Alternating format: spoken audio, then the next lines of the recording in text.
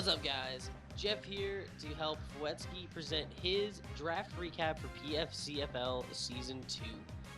This season, he's changed his team name to the Sherbrooke Talonflames, and might I say he has one of the coolest logos of Season 2. But Season 1, his record came out to 6-4-0, leading him to number 1 in the Hoenn division. At the end of the season, he had 53 kills and 35 deaths. This season, he is a member of the Kalos East Division. So Frank, say hi.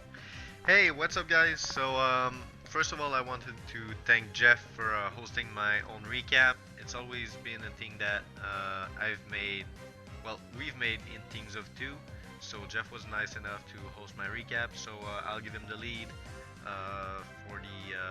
for the main questions and stuff like that, and I'll take over at the end for the outro. So Jeff, go ahead. You have all the plates.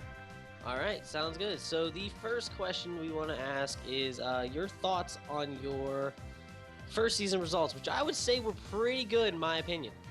Well, I'd say it all depends on depended on a single battle, because we had the same amount of kills and same amount of deaths. So you just had one more win than me. I've been I've been good with Pokemon that I wasn't used to play with, stuff like Rotom Wash and Jellicent. Mega Metagross is my signature Pokemon, so I wasn't really surprised with the success I had with it. But overall, I think I lost against Casey twice. Each time, I'd say because of not because of bad preparation, but because of team matchup. His team was good all around against mine. Stuff like Sableye pretty much walled my Chansey and my Mismagius and my Rotom, stuff like that. So he had great Pokemon to stop me. Otherwise, I won 6 out of 8. So I'd say I did pretty good.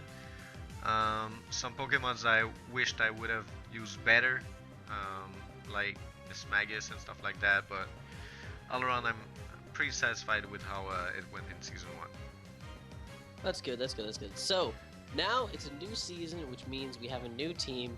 So when it came down to the draft, you and I kind of had a little bit of a tough time in the draft when it came down to things, because since you and I were 1 and 2 overall at the end of the regular season, obviously we had worse picks in the draft. So it was kind of tough for both of us to get what we needed. But I feel like you did a very, very good job overall in building your team. The first OUmon you picked, which I'm personally am a huge fan of, in my opinion, you scooped up Mew. So tell us what you're thinking when you made that pick.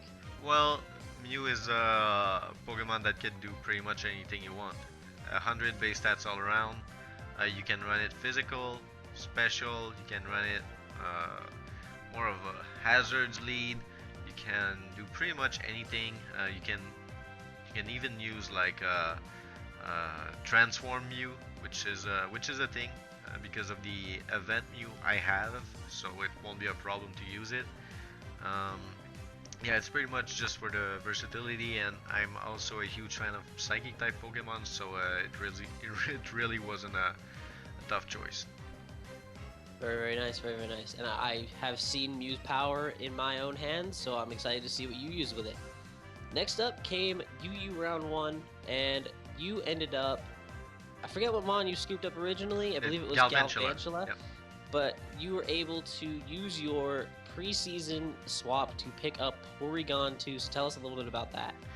Well, Galvantula was pretty much for used for a special attacker and sticky webs and stuff like that. So I drafted it just in case somebody else would think the same way as I did and pick up some stuff like Masquerain, Leavenny, and Ariados, so pretty much sticky webbers. So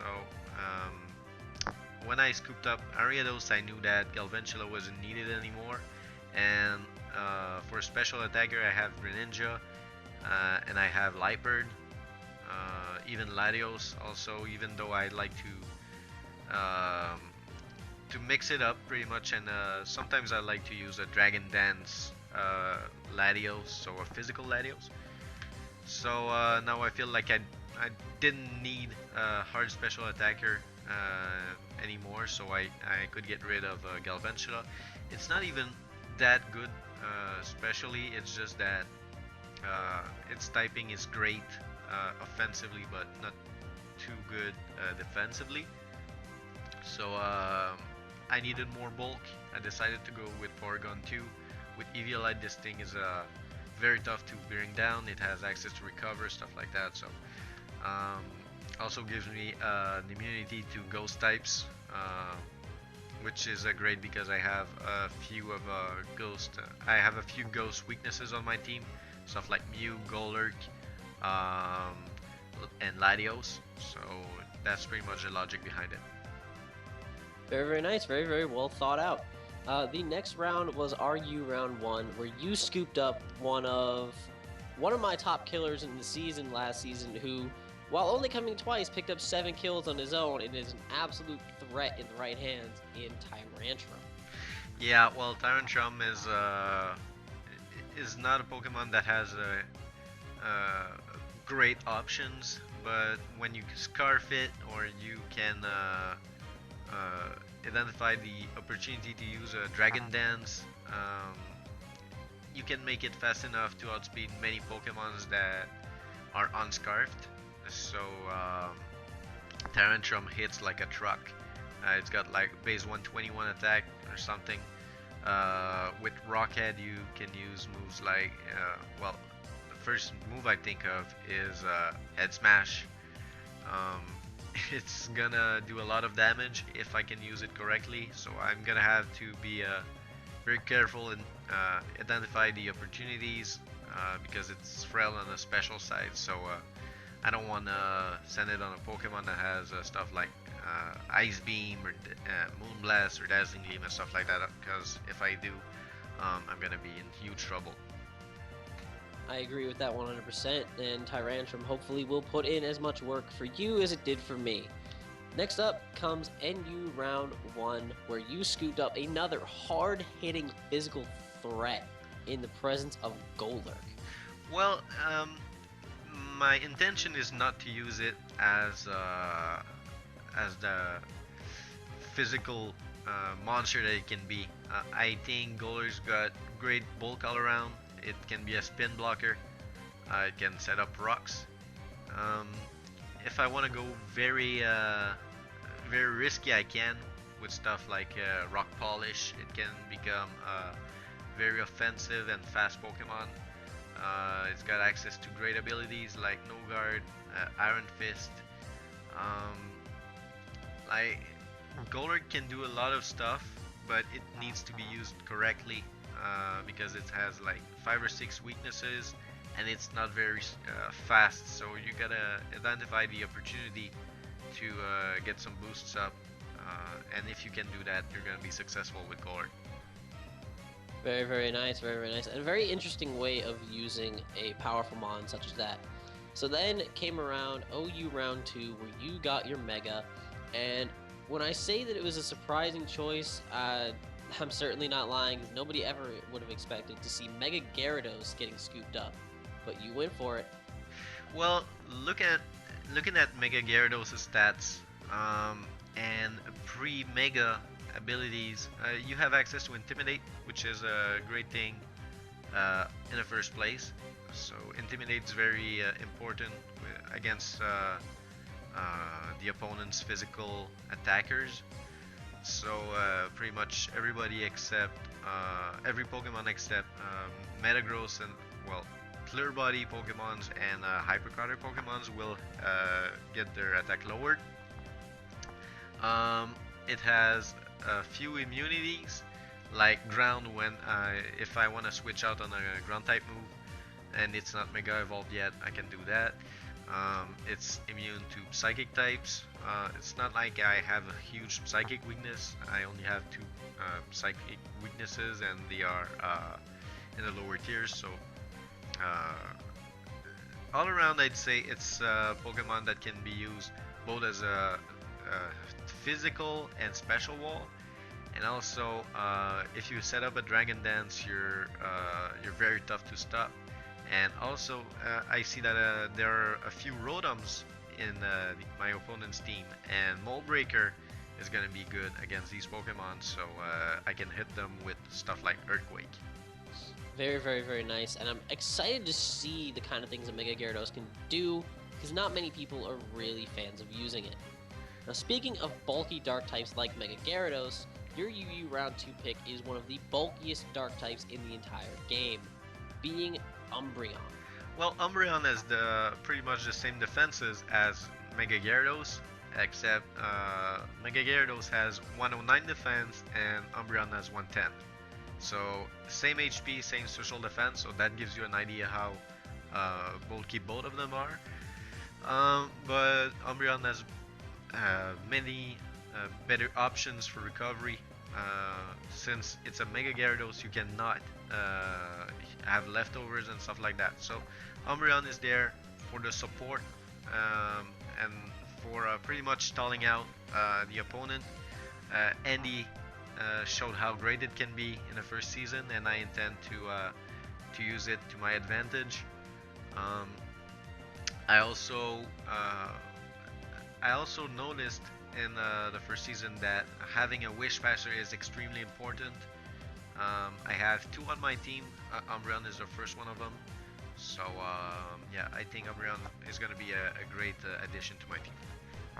Very, very nice. And speaking of Wish Passers, your RU round 2 pick would be the second one, being the massively bulky, should have been an evolution of Love Disc fish, known as Alomomola.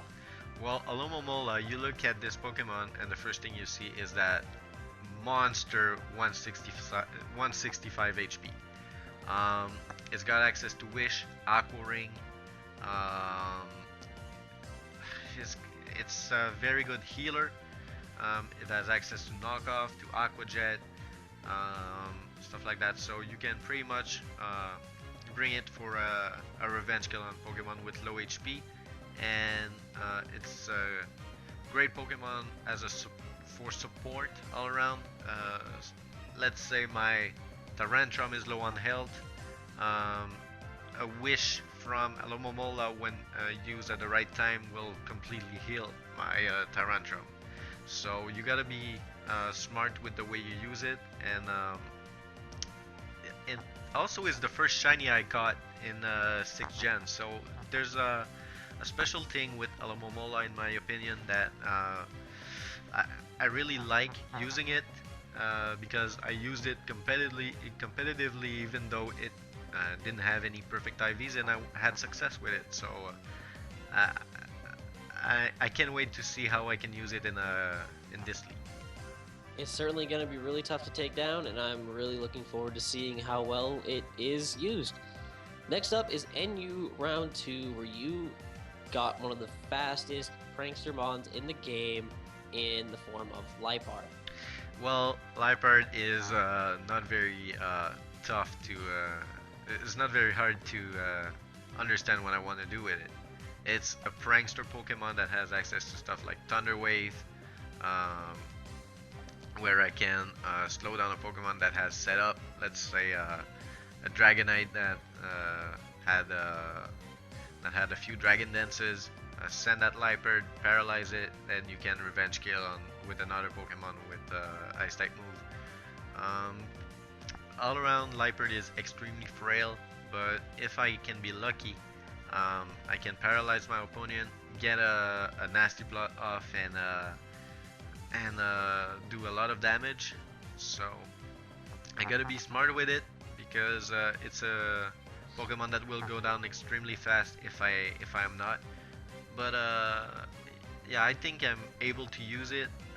It's just gonna depend on how the opponent pretty much plan for it. Very, very nice, very, very nice. Prankster mons are really, really scary in this type of league, so it's going to be really interesting to see how well it fares. Next up came the final OU round, where you were able to scoop up one of the Eon duo in the form of Latios. Okay, Latios. I like to use it both specially and physically. It's got great move pool, both on a offensive side and on a support side. You can use recover. You can use the fog. Um, I think this. No, it's just Latias that has access to Wheel Bell.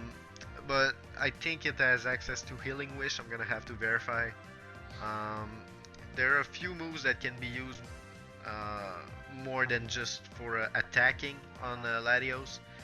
Um, Also, as I said, I really like Psychic type Pokemons, and I needed a Dragon type that hits very hard on the special side. I have Tyrantrum on the physical side, so I like having one or two Dragon types, and I thought this was a great Pokemon to pick up. I was expecting it to go early, but I'm very happy to have it. Very, very, very nice. And Latios is definitely going to be a huge threat for a lot of the people in your division, so we'll see how well it goes.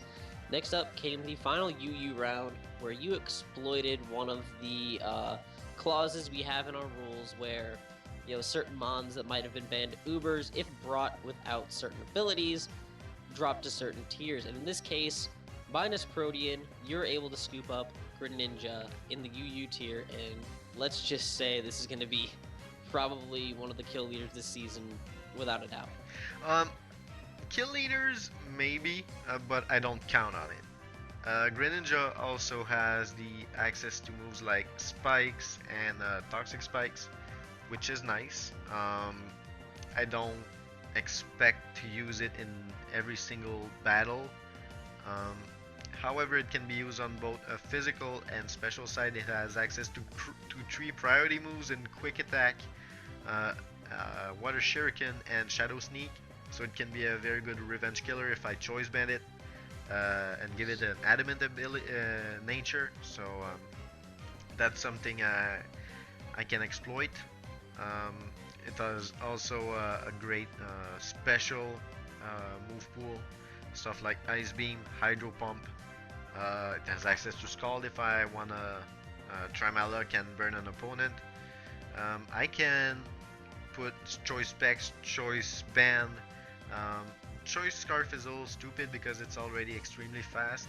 I can Life Orbit, Expert Belt, even Assault Vest, Focus Sash. I can do a lot of stuff with Greninja, but he's gonna be there for one of two reasons. It's gonna be there as an attacker or as a hazard lead. So Greninja is definitely going to put in a lot of work, as it does fill a lot of roles, and I'm really excited to see how you use it this season. The last RU pick for you is another Eviolite user in the form of Golbat. Golbat is a Pokemon that I really could trade during the season. Right now, it's there as a utility Pokemon. I won't get many kills with this one. It's gonna be there also to weaken Pokemons that are very bulky with moves like Super Fang. It has access to Toxic, Roost, Brave Bird, I think, stuff like that. So Brave Bird's gonna be pretty much my only attack on it. Well, counting Super Fang is not totally an attack, in my opinion.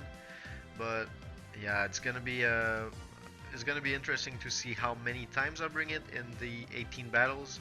But it's gonna be there only for a few occasions when I really need a Golbat to fill a specific mission. That's a fair bet, especially in occasions where you might go up against a hard-hitting fighting type, where you don't want to bring Porygon 2. Having Golbat to fill that Eviolite slot would be very useful. So, your last NU pick, you talked about a little bit earlier. You wanted to have yourself a Sticky Web user, and I think you got one of the better ones in the form of Ariados. Yep, Ariados is frail once again, and it's slow. However, you can have that Focus Sash and use Sticky Web, so it's pretty much guaranteed unless you get taunted. But taunt users are usually dark types, or ghost types, and I have access to stuff like Sucker Punch, X Scissor, Shadow Sneak, so I can dish out a pretty good amount of damage. If I know that the Pokemon's gonna tell me, I won't risk wasting a turn. I'm gonna go for an attack. Um, so Ariados has poor stats, but it's there as a role filler. Um, it also can use toxic spikes once again. So um, if I don't want to put toxic spikes on Greninja, I can use it on Ariados. Um, yeah, that's it. I need a bug type too. Um, I feel like bug is a very underrated type in this kind of league because you can see many dark types, many psychic types. Um, just look at my team. There are a few bug and dark weaknesses. Um, so I think that Ariados fills a nice spot on my team. Uh, both has a utility Pokemon and as a coverage. Very, very, very nice. And that is going to be the end of the team portion of the recap. So next, I'm going to ask you what you found to be your draft surprises and draft deceptions. Okay, so draft surprises, I already said it. It would be Latios. I'd also put Mew in there because it's so versatile and it can have pretty much every move that can be taught to a Pokemon via Move Tutor um, or TM or stuff like that throughout the generations. So I was expecting that to go before the 5th overall OU pick, which is where I drafted it. Umbreon I was expecting to go earlier also because Andy was dominant with it in the first season. I would have thought that the season 1 players would have been interested in drafting it in the first few round. So yeah, that's pretty much it for my surprises. And any deceptions? Yeah, deceptions. I'd say Megalopony was was what I was aiming for a Mega. You scooped it just after I drafted Mew, so like I was expecting it to go early, but not in the first round. Understandable, very understandable, because Megalopony is not so commonly seen in OU lately, so I can understand that mindset, but I had to have it. What can I say? Yeah, well, I understand because when you look at that attack and that speed and the fact that it can hit ghost type, so it pretty much can be walled. Um, that's the mind thinking I had when aiming for it, and I know that you're smart enough to think the same way, so I'm not surprised to see you drafted. Oh yeah. So this season you are in the Kalos East Division, which includes the Florida Persians, coached by Anthony? Anthony, Yep. the Quebec Entes, coached by Max, yourself, and the San Jose Sharpedos, coached by Ronnie. So, in this division, with these very, very good teams, in my opinion, where do you see yourself against them? Well, I've played like 1 or 2 times against Anthony, and I know that he's a very good player, and he can play multiple styles. So I'm gonna have to be careful. Max is one of my good friends in real life, so I've played against him like 40 times, 40 or 50 times. I know what he's capable to. If you give an opening and he sees it, he's gonna jump on it and hurt you.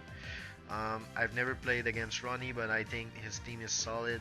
So all around, I see myself as a division contender, but I could very well be wrong.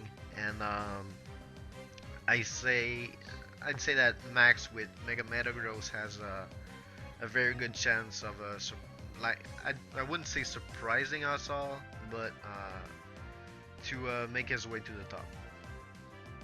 Very, very good thoughts. Very, very nice way to look at it. There's some very threatening teams in the division, so hopefully you can put in a lot of work against them, and I'm looking forward to seeing all of that really intense competition.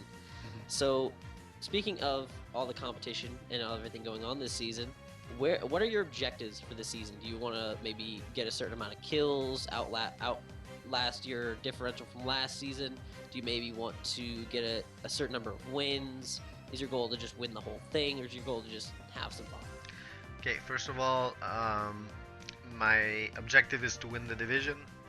So I'm gonna have to go with at least, I'd say, 13 wins is gonna be my minimum if I want to win this division.